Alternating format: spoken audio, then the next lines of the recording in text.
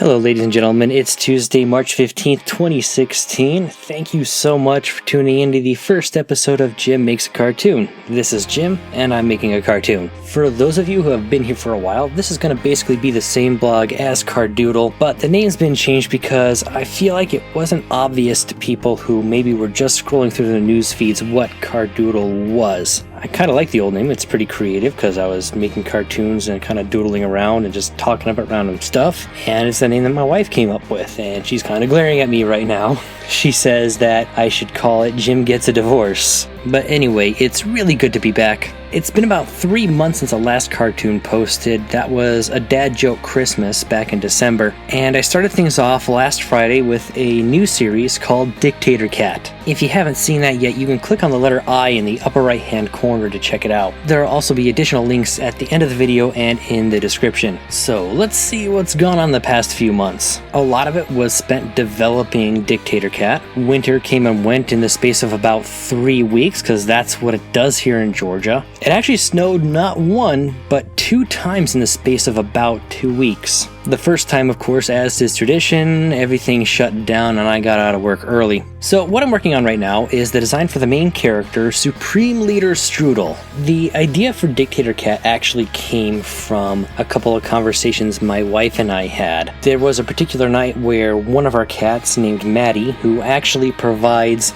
the meowing noises that Strudel makes throughout the cartoon, was being a little bit needier than usual. Like, we'd fed her, given her some treats, some catnip, we played with her, pet her, and she was still demanding a bunch of attention. And it honestly felt kind of like the cat was bossing us around to get more treats and pets and such. And so I put on this really cheesy German-ish accent and tried to imagine what her internal monologue must be like. Like, if we ran out of treats, she might be saying to us, "Bring me mine snackies." Or if she wasn't getting enough attention, "Your lap belongs to the Supreme Leader."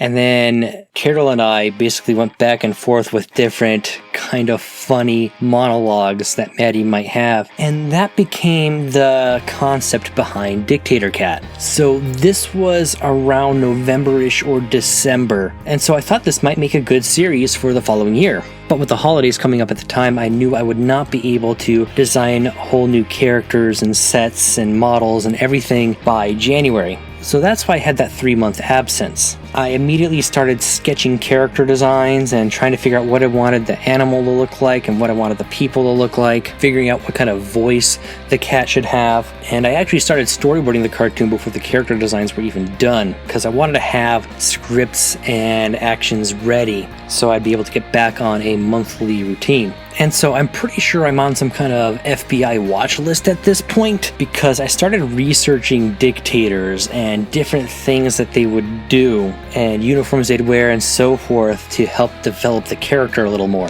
A lot of the cat's behaviors are based on language and actions of dictators of the past, like how he calls the house he lives in the Republic, which is very common among despotic dictatorships. When his food bowl is empty, he immediately blames the people in his home rather than blaming himself for eating all the food. So you'll notice that Strudel is brown, much like the typical uniform of the fascists. The hat is based on a military cap that you'd see a lot of despotic leaders wear, like Fidel Castro or Kim Jong-il or Che Guevara.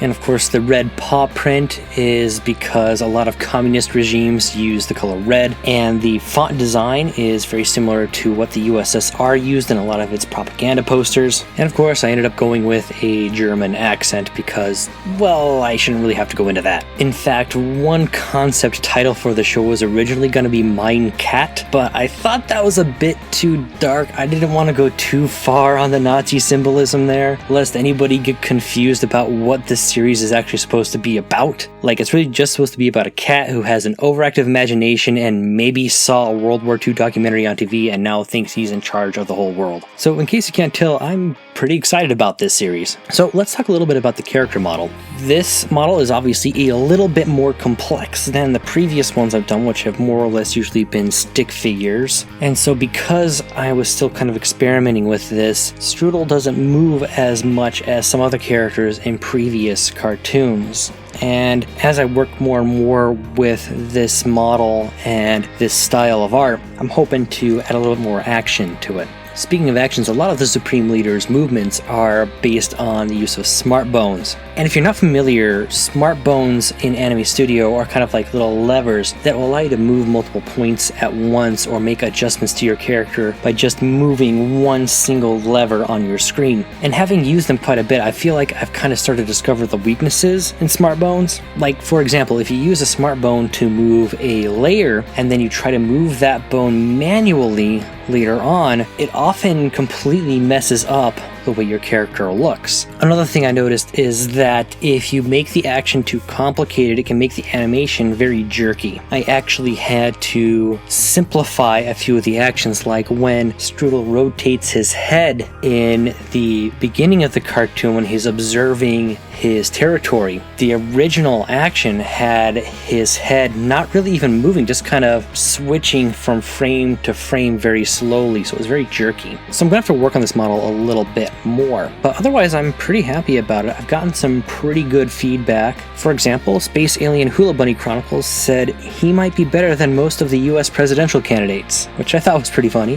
Homeless Gamer said, I've been waiting so long for this series looks so funny, especially because the main character reminds me of my cat. So yeah, thanks guys for commenting. I really appreciate the feedback. I really wasn't sure how people would react to this. I don't know if you've ever worked on a project for a very long time, but sometimes you forget what made it interesting to you in the first place. So that's been really reassuring, and I thank you very much, and I am looking forward to releasing the next episode in April. Well, that's it for now. Please let me know if you have any comments or questions in the comment section below. Like I said before, links to additional videos are going to be on the right-hand side of this video, as well as in the description section. Please remember to subscribe and share, and I'll see all you wonderful people next Tuesday.